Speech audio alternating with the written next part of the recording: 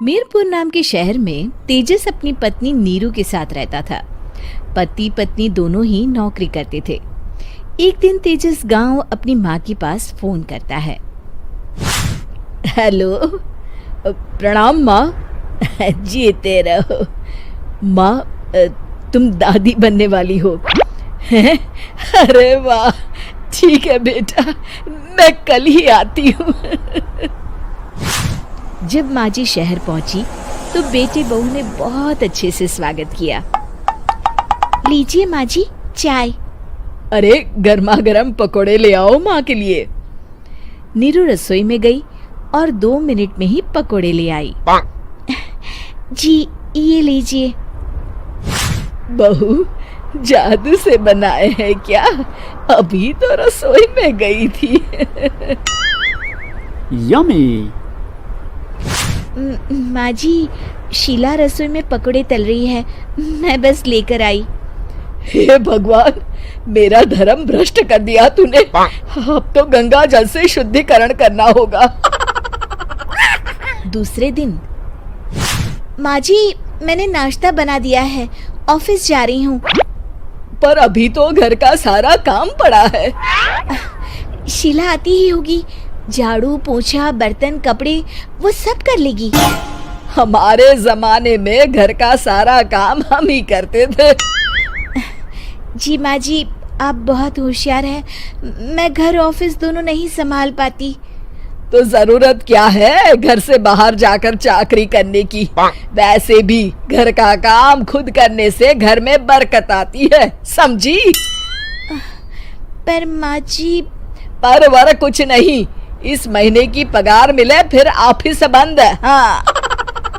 रात को नीरू तेजस से कहती है, सुनिए जी, माँ जी बोल रही थी कि मैं नौकरी छोड़ दूं। वैसे ठीक ही तो है, अभी तुम्हें आराम की जरूरत है।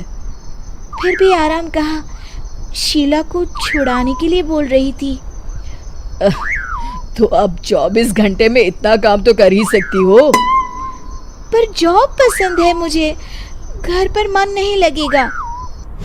अगले दिन जब दोनों ऑफिस के लिए निकल रहे थे, मेरी तो कोई कीमत ही नहीं है इस घर में।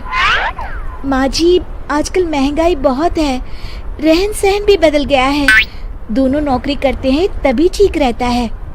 अच्छा, तू कहना क्या चाहती है? मेरा बेटा तुझे बिठा के खिला नहीं सकता?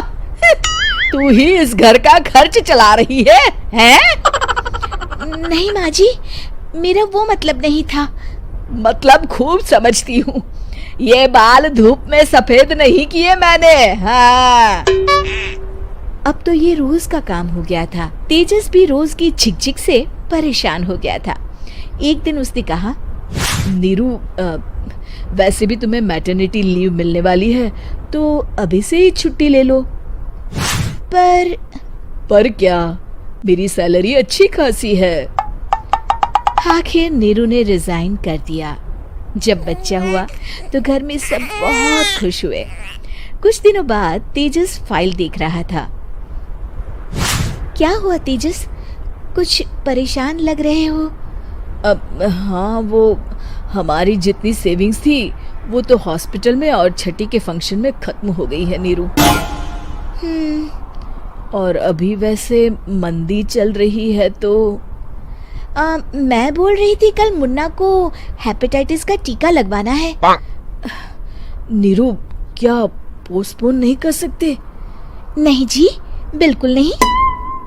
अब तेजस को समझ में आ रहा था कि उससे गलती हुई है। पैसों की कमी का असर घर के माहौल पर भी पड़ रहा था। अगले दिन, बेटा मेरा चश्मा और ये दवाइयाँ ले आना, पर्चा देते हुए माँ जी ने कहा। जी। तेजस, मुन्ना के लिए दूध का डिब्बा और डायपर भी ले आना, और ये किराने के सामान की लिस्ट है, इसे भी लाना है। तेजस गुस्से में लिस्ट मरोड़कर फेंकता है और चिल्लाता है, पैसे क्या पेड़ पर उगते हैं? ये ले आना, वो ले आना। अरे पर ये जरूरत का सामान ही है। वो गुस्से में बिना कुछ कहे ऑफिस चला गया। अरे लंच तो ले जाइए। नीरू दौड़कर डिब्बा पकड़ाती है। एक दिन खाना खाने के बाद, नीरू, अब तो मुन्ना कुछ बड़ा हो गया, तो अब तुम वापस ज्वाइन कर लो ना जॉब। पर इस रिसेशन में जॉब मिलना बहुत मुश्किल है। ट्राई तो करो। फिर मुन्ना? माँ जी है ना, और एक फुल टाइम मेड भी लगा लेंगे। पर माँ जी, उन्हें तो पसंद नहीं। तभी माँ जी वहाँ आ जाती है और प्यार से नीरू के सर पर हाथ फेरते हुए बोलती है, अब मेरी समझ में आ गया बहू, पहले के और अब के समय में अंतर है। तुम काम शुरू करो, मुन्ना की जिम्मेदारी मेरी। मेरी प्यारी माँ जी। ये कहकर नीरू उनके गले लग गई। शिक्षा, परिवर्तन संसार का नियम है, हमें भी समय के साथ चलना चाहिए। उम्मीद है कि आपको हमारी ये कहानी पसंद आई होगी। कृपया हमारे चैनल को सब्सक्राइब करें और सभी अपडेट्स के लिए बेल आइकन जरूर क्लिक करें। और हाँ, वीडियो लाइक और शेयर करना मत भूलिएगा। Bye bye.